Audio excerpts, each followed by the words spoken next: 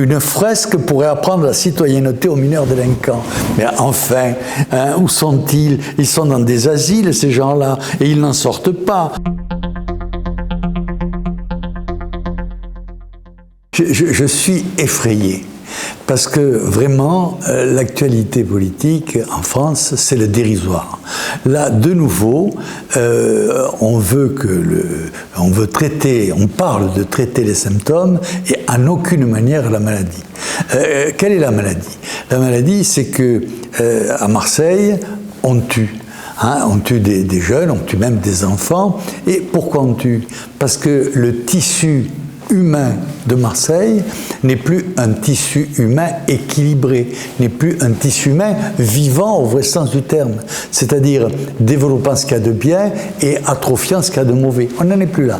Hein? C'est un tissu qui est cancéreux. Et dans un tissu cancéreux, c'est difficile de faire des choses intelligentes. Alors, je suis ébahi, hein. Je lis la grande presse, il y en a une pleine page hein, dans le journal local. Hein, et je vois, quand on voit les enfants, c'est un peu tard, ils en sont déjà au tir de la Kalachnikov. Ça veut dire quoi ça? Ça veut dire que dans ce pays, et on le sait, on n'intègre plus les gens. Donc, quand on n'intègre plus les gens dans une population, on désintègre la population. Et c'est ce qui se passe. Il est bien évident que quand on n'intègre plus les gens, quand les gens ne parlent plus la langue nationale, quand ils ne sont pas conformes à l'idéologie nationale, quand la philosophie, ce n'est plus l'amour du prochain, mais la haine du voisin, eh bien, il est bien évident qu'il y a des phénomènes dramatiques qui se passent. Et ce n'est pas les prêchis-prêchats du ministre de la Justice et ces idées. Une fresque pourrait apprendre la citoyenneté aux mineurs délinquants. Mais enfin, hein, où sont-ils? Ils sont dans des asiles, ces gens-là, et ils n'en sortent pas. Qu'ils sortent un peu de leur asile d'aliénés et qu'ils aillent voir la vraie vie, qu'ils aillent le soir dans les quartiers, hein, dont les événements se passent, et ils auront peut-être une approche différente, et un peu différente de celle qu'ils ont eue, que M. Dupond-Moretti a eu en allant à Marseille, entouré du préfet, entouré de la police, etc., etc., et ne rencontrant que des gens priés sur le volet. Ils sont hors du temps, hors du monde, hors de la vie. La France a été un grand pays d'intégration, puisque, étant un petit peu au carrefour des mondes, nous avons toujours accueilli des gens venus soit du Nord, soit de l'Est, soit de l'Ouest, soit du Sud. Et cela se passait très bien. Et cela se passait très bien pour plusieurs raisons. La première raison, c'est que les gens qui venaient chez nous à cette époque-là, c'était des gens qui étaient de notre monde, qui avaient les mêmes racines philosophiques, gréco-latines, hein, au sens large du terme, chrétiennes, au sens large du terme. Et on en recevait peu à la fois.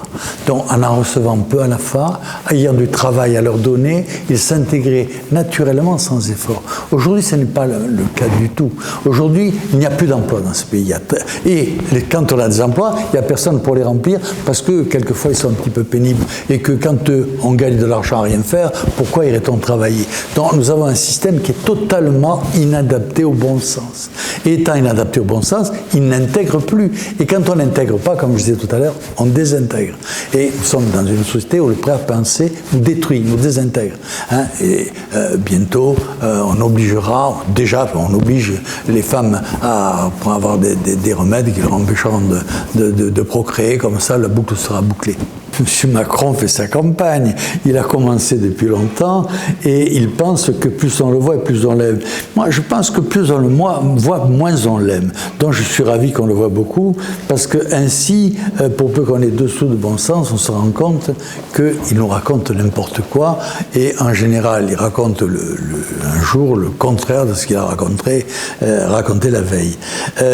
Mais ce que je vois, c'est que là aussi le prêt à penser va se dérouler avec sa volonté de laminer, puisque on va nous parler de l'environnement pendant 9 jours, et dans cette analyse de l'environnement, j'ai bien peur que l'on ne dise non pas des vérités scientifiques, mais des vérités autoproclamées par les grandes puissances financières du monde, hein, qui ont trouvé là de nouvelles sources de bénéfices.